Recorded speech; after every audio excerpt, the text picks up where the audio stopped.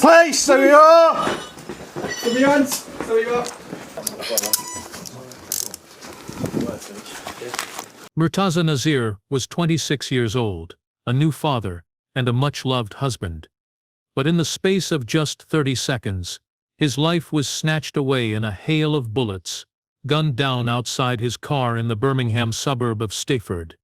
To the public it seemed like another tragic act of violence, but beneath the surface, this was the endgame of a highly coordinated gang operation, one that police would later describe as a professionally planned and ruthless assassination.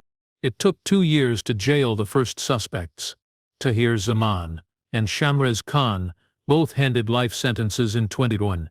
But the detectives weren't done. They knew others were involved, hidden in shadows, using cloned plates, encrypted comms, and tinted windscreens to mask their movements. It would take one of West Midlands Police's most extensive CCTV trolls in history to expose a third man, Akeem Lawrence, the silent orchestrator, who thought he'd gotten away. This is the story of how a young dad was hunted and executed, how a gang built an operation designed to leave no trace, and how a few crucial mistakes allowed detectives to piece it all together and bring the killers to justice. To understand how Murtaza Nazir came to be gunned down outside his car in Stechford, Birmingham, we have to go back to the violent upbringings and criminal track records of the men who planned his death. Tahir Zaman and Shamrez Khan weren't unknown to police. By the time of the murder, both had already amassed serious convictions. Khan, at just 15, had once fired an air pistol into 2 teenagers' faces after being challenged for harassing a girl. Zaman had stabbed a man in the neck at 19. These weren't one-off outbursts. These were patterns of violence. They operated in an underworld shaped by paranoia, loyalty, and revenge. While Murtaza Nazir had no significant criminal footprint, it's believed he became entangled either by proximity, association, or mistaken allegiance. The group that plotted his killing didn't act impulsively. They weren't petty dealers or reckless gangsters. This was a calculated move by men who had experience, resources, and a clear target. The motive hasn't been made fully public, but what is known is this. On the 28th of August 2020, the group decided Nazir's time was up. That morning, they began assembling their team. They moved between garages, picked up cars, changed clothes, and quietly began tracking their target's movements. Police would later uncover that at least 4 different vehicles were used across the day, with some swapped out just hours before the shooting. One of the early surveillance cars was directly linked to Shamrez Khan, who crucially had kept his mobile phone with him. An early but critical mistake.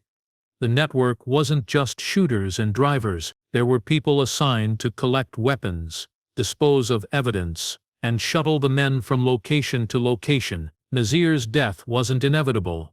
It was chosen, and it was scheduled with precision. The vehicles used were selected not for speed, but for blend. Number plates were cloned, matching legitimate cars down to the color and model. Windows were blacked out to avoid CCTV detection. Their communications were conducted over walkie-talkies rather than traceable phones. What started as a low-visibility gathering of known names became a full-day operation. The men moved from garages to side roads to back seats, inching closer to their target, and by the time Nazir parked his car on Bagshore Road, the kill team was already on. The team behind Murtaza Nazir's murder was a structured operation, with clear lines of responsibility, a mobile strategy, and careful timing. At its core were Shamrez Khan, Tahir Zaman, and Akeem Lawrence, but surrounding them was a wider web of collaborators who supplied logistics, transport, weapons, and cleanup. Akeem Lawrence, who would only be convicted 4 years later, wasn't the man pulling the trigger, but his role was arguably more central. He helped coordinate the sequence of events and ensured the right people were in the right places.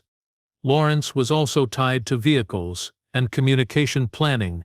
His ability to remain undetected for so long highlights how well the group masked their hierarchy. On the day of the murder, at least 5 cars were involved. 2 of them, the Seat Leon and Dia Duster, were used for the hit itself. These had only come into play in the final 90 minutes before the shooting, having replaced earlier reconnaissance vehicles. Two men, masked and dressed in dark clothing, exited the back seats with handguns drawn. Their drivers kept the engines running, ready to bolt. The fifth vehicle, not present at the scene, was standing by to collect them once the job was done. Each car had a specific function. The early reconnaissance vehicles were used to track Nazir's movements and ensure he was home. Later, the cloned plate cars with blacked-out windows took over. Their job was to conceal identities and commit the actual murder. Once the shots were fired, the shooters were fed to a safe location, their weapons handed off, the cars abandoned and burned or hidden. Communication was key. The gang used walkie-talkies throughout the day, deliberately avoiding phones, which could be tracked or intercepted. Mobile devices were either switched off or left behind altogether. The group had clearly studied how other gangs had been caught and built their system to avoid those pitfalls. Even still, cracks showed. Khan kept his phone on during part of the day. Zaman briefly pulled down his face covering to smoke a cigarette, exposing his identity to CCTV. Lawrence, for all his care, was later tied to key vehicle movements through exhaustive analysis. It was a network built for silence, but one that couldn't account for every human mistake. For Zaman, Khan and Lawrence, this was more than a hit. It was a demonstration.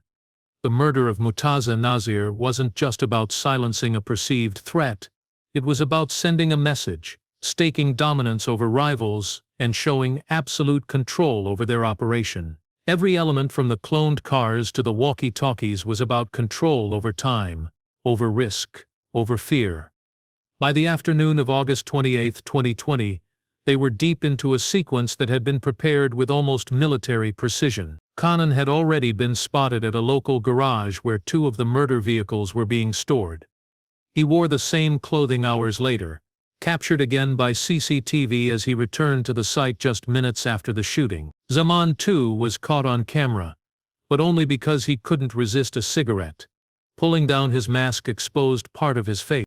Despite their errors, the group had built layers of separation between themselves and the shooting.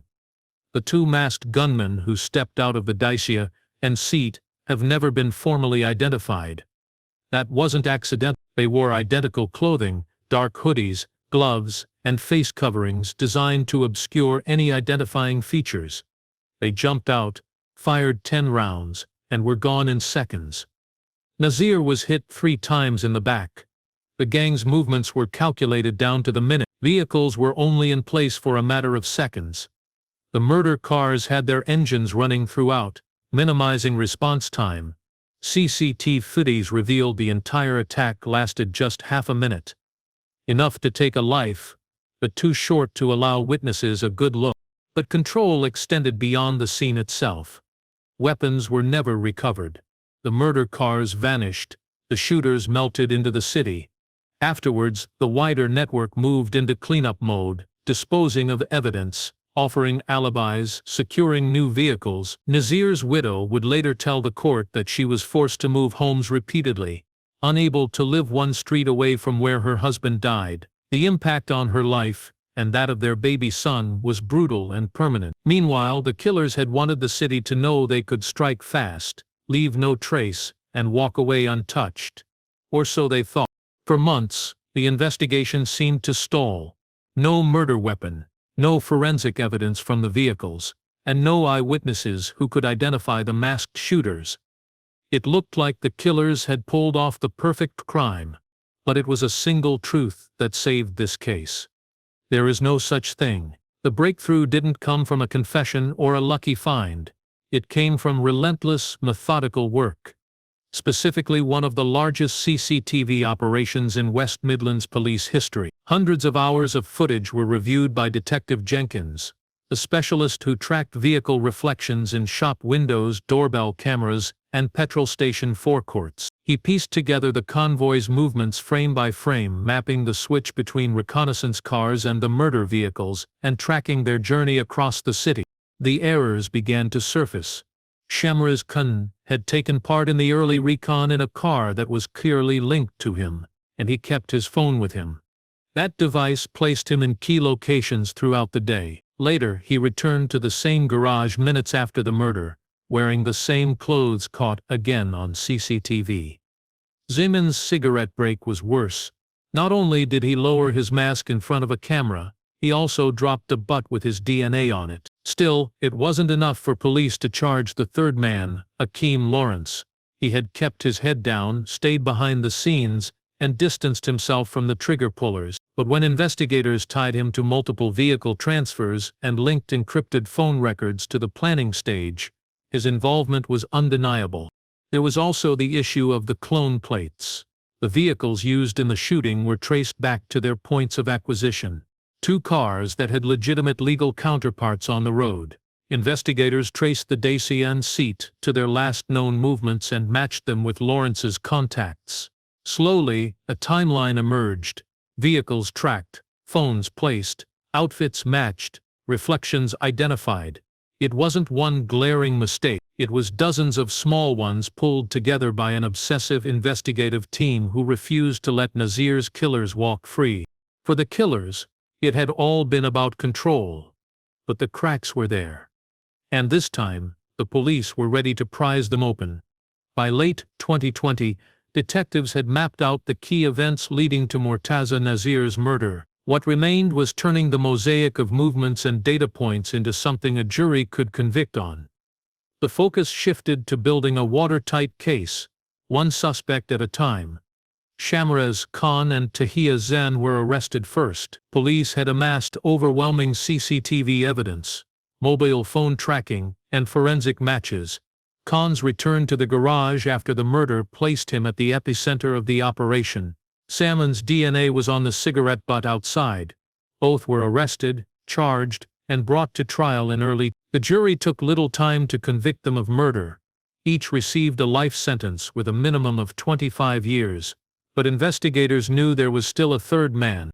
Akeem Lawrence had been more cautious, avoiding the crime scene, steering clear of CCTV where possible. He didn't touch weapons, he didn't drive the murder cars. His role was higher up the chain. Detectives had to build a more complex case, one rooted in coordination, not contact. The breakthrough came from the combined analysis of mobile phone data, vehicle tracking, and witness statements. Lawrence had been in contact with both Khan and Zaman in the days prior. He had also been present at locations where the murder vehicles were seen and helped facilitate their movement. Police believed Lawrence oversaw key logistics, vehicle exchanges, route planning, and communication control. Further analysis of encrypted messages and vehicle sightings placed him in a commanding role. The Crown Prosecution Service agreed there was enough to charge. Lawrence was arrested and charged with murder and conspiracy to possess a firearm. He denied both. At trial in 2024, the prosecution laid out the full scale of the planning. 5 cars, at least 10 individuals involved, encrypted comms, walkie-talkies, and rapid post-crime disposal tactics. The judge described it as one of the most efficiently executed street assassinations Birmingham had seen, but he also noted it wasn't flawless. And it was those flaws, slight, human, avoidable, that had allowed police to bring all 3 men to justice. After 4 years of investigation, dozens of officers, and thousands of hours of footage reviewed, the conspiracy was broken. The takedown was complete. In April 2021, Shamrez Khan and Tahir Zaman stood trial at Birmingham Crown Court. The evidence was overwhelming. CCTV, DNA, and phone data all painted a damning picture. The jury returned guilty verdicts on both, for the murder of Murtaza Nazir. They were each sentenced to life imprisonment with a minimum term of 25. The judge made it clear both men were dangerous, calculating, and had histories of violent offending. For Khan, the judge recalled a chilling incident from when he was just 15 when he shot 2 teenagers in the face with an air pistol. Zaman's record included stabbing a man in the neck at the age of 9. 3 years later, in August 2024, Akeem Lawrence faced his own reckoning. Though he hadn't fired a shot, The court was convinced of his central role in planning the execution. He was found guilty of murder and conspiracy to possess a firearm. He too was handed a life sentence, his minimum term set at 35 years. The court considered Lawrence's involvement as even more integral, describing him as the architect of the hit. Mr. Justice Pepper called the killing a professionally planned and ruthless assassination. In court, Nazir's widow read a victim impact statement. She described her husband as a kind, loving man who had been thrilled to become a father. Since the murder, she and their son had been uprooted from their home, surviving on benefits and moving from one temporary address to another. Her grief was raw and her life shattered. Despite the convictions, the court acknowledged that some key figures had never been identified. The shooters themselves, the men who pulled the triggers, remain at large. Their faces, hidden behind masks, were never captured. Their identities are still unknown. Murtaza Nazir's murder exposed not only the chilling efficiency of gangland executions in the UK, but also the painstaking work required to unravel them. What began as a 30-second hit in a quiet Birmingham street became a 4-year saga of digital forensics, surveillance, reconstruction, and investigative obsession. It reminds us that in today's gang landscape, violence is often the end product of days, even weeks of planning, but it also proves something more vital: that justice, though slow, is possible. Even the most calculated criminals leave traces, and when the system works, silence can be broken and killers held to account.